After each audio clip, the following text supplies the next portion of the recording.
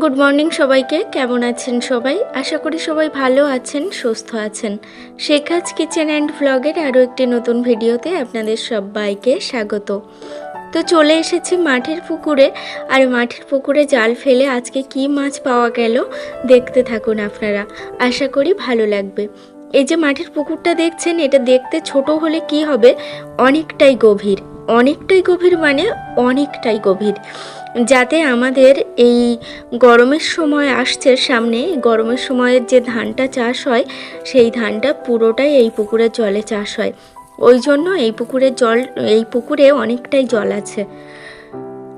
আর দেখুন এখানে যে মাছটা পড়েছে এটা কাতলা মাছ। কে কে চেনেন কাতলা মাছ? কাতলা মাছ এই দেখুন মাথাটা মোটা আর বডিটা ছোট। এটা হলো কাতলা মাছের মানে বৈশিষ্ট্য, মাথাটা অবশ্যই বড় হবে মাছের থেকে বেশি। তো এগুলো কাতলা মাছের বাচ্চা, এটা বেশি দিন না ছাড়া হয়েছে, তাই জন্য এর সাইজ এরকম।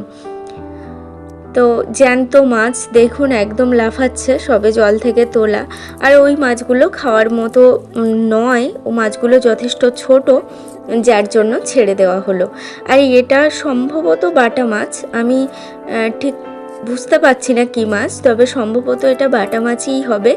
তো এটাকেও নেওয়া হবে না, কারণ এত ছোট ছোট মাছ খাওয়া যায় না, তাই জন্য এগুলো নেওয়া হবে না। এগুলো অনেক বড় হবে, আর আপনারা সবাই তো জানেন কাতলা মাছ কতটা বড় হয়, যার জন্য এই মাছটা রেখে দেওয়া হবে বড় হওয়ার জন্য। আর বাটা মাছ খুব একটা বেশি বড় না হলেও অতটা ছোট, ও আরও বড় হবে, তাই জন্য ছেড়ে দেওয়া হলো। আর এই দিকটা চলে আসা এলো হাজব্যান্ড, এখানে জাল ফেলছে। আর জানেন তো এটা যে জালটা ফেলা হচ্ছে এটা হলো বড় জাল। বড় জাল মানে এর বড় বড় জালের যে ফাঁসগুলো বড় বড়, তার জন্য চুনো মাছ পড়েনি। তবে কিছু চুনো মাছ জড়িয়ে জড়িয়ে পড়েছিল, পুঁটি মাছ, মৌটি মাছ এইগুলো। তো তার জন্য আমি বলছিলাম যে এটা মনে হয় ঘন জাল ফেললে আরও বড় বেশি ওই মাছ পড়তো, চুনো মাছ পড়তো। তো এটা যেহেতু বড় জাল তাই চুনো মাছ অতটা পড়েনি, দু একটা পড়েছিল আর ওই মাছগুলো পড়ছিল।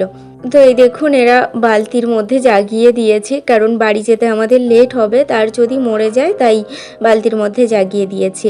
আর কে কে ধানের ফুল দেখেননি? গ্রামে যাদের বাড়ি তারা তো অবশ্যই দেখেছেন, কিন্তু যাদের শহরে বা অন্য কোথাও বাড়ি যেখানে ধান চাষ হয় না, তারা দেখেননি, তারা আজকে দেখুন এই ধানের ফুল হয়েছে।